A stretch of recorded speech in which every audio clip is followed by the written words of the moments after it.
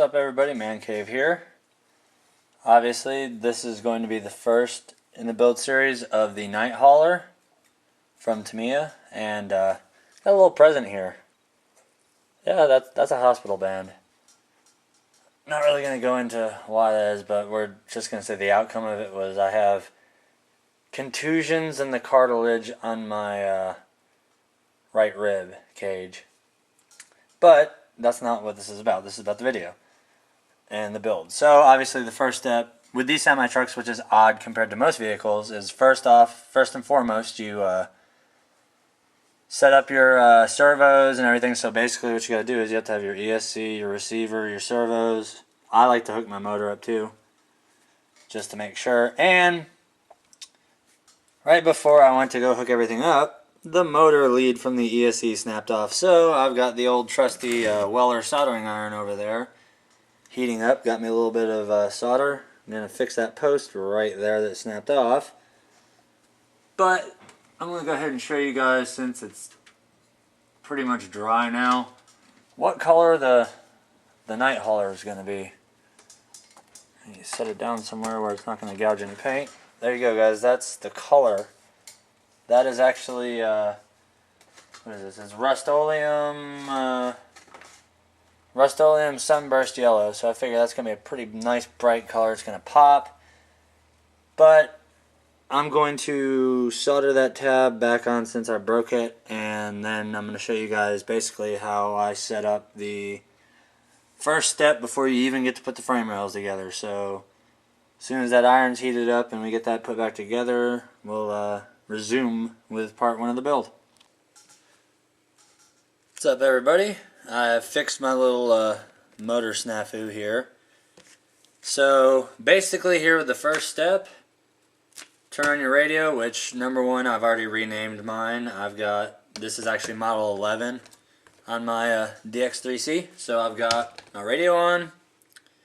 I have my bind plug hooked into the receiver, my throttle, the ESC of course, my steering servo and my shifting servo, as well as my motor hooked up over here. So now what I'm going to do is turn on the system after I of course hook a battery into it. For this case I'll be using a Venom 4600.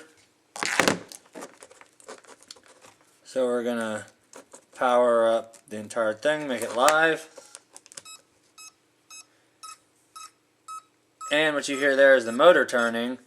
But most importantly, you see this here. Everybody knows what that means. The blinking light means it's ready to bind. So with the Spectrum, we simply go in here to the, when we want to bind, hit the bind button. Everything's good. Servos are centered. We can now remove the bind plug. We've got our steering servo. We've got our shifting servo. And we've got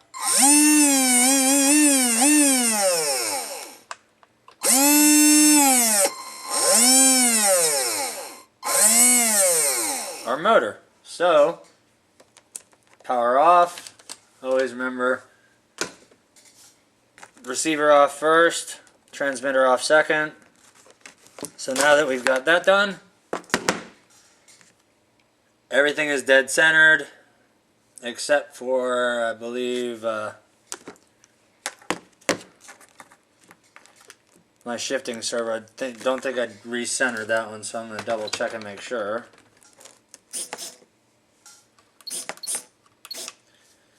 Alright, shift servo is good now, so we can power everything off. Now we move on to the actual assembly of the servo savers slash horns. And then we're actually going to be using the Gigantor frame rails. Whoa. Alright. Enough goofing around. I'm going to get these servos mounted, all the brackets mounted. We're going to go from step 1 to step 3, which is actually a pretty lengthy procedure. So once that's done, we'll splice in that set of video, and that'll be the end of build part 1 of the Tamiya 1/14 scale night hauler. Alright, ladies and gentlemen, here we go.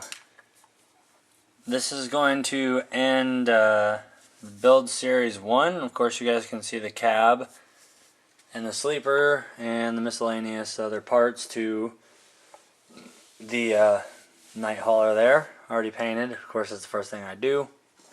That way, by the time I'm anywhere close to being done with it, it's ready to go. Apart from shooting some clear on that, it's pretty much done. But we've reached the stopping point for the night. This is going into step 4. And what we're looking at here is a view down the frame rails. Of course, here you have your steering servo right here, and this is your shift servo. And then we've got our spring perches set up here. This is for the shock, and this is for the other half of it where the leaf spring goes in. Actually, on the other side should be where the leaf spring goes in, but this is the midway point for it. Over here you've got another hole for it. I've gotten the rear end set up. All the cross members are in. Servos are hooked up. They're ready to rock. Everything's been all bolted down to the chassis. So we're pretty much sitting here at the end of the build for the night, and tomorrow we start fresh by going into the shift rods and the front shocks. So we'll be putting the shift rod on, the steering link, the shift rod on, the steering rod on. We're going to be putting the front shocks on and the other half of the shackles, and then we'll be moving on to building the I-beam front end for it. As you can see there, the I-beam front end. Then we'll be putting our steering, our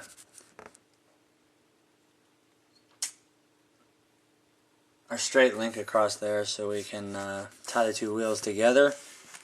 And basically, after we move on from that, we start going right into the rear end, which is kind of nice how the way these are set up. I'm going to show you a little spoiler. This one leaf spring housing here works for both axles. So both axles are going to hang off of the center of that. You'll have an axle back here and an axle up here, which gives just enough clearance for one of these tires to sit like that, and one just barely, a little bit of air gap in between it. But there you go. There's build series 1. Hope you guys enjoyed it. Don't forget to hit like, comment, rate it, subscribe, and see you in build 2.